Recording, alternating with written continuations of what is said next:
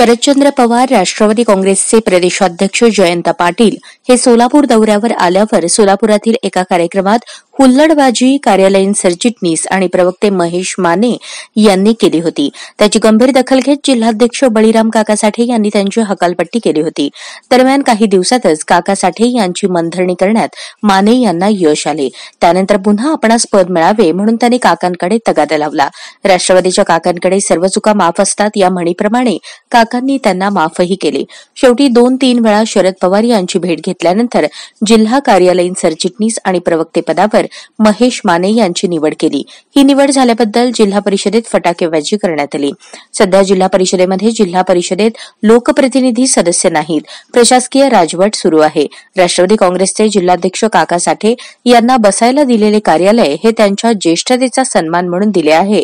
असे असताना त्यांच्या कार्यकर्त्यांनी जिल्हा परिषदेमध्ये फटाकेबाजी करणे हे मुळात काका साठे यांना तरी शोभते का असा प्रश्न उपस्थित होतोय।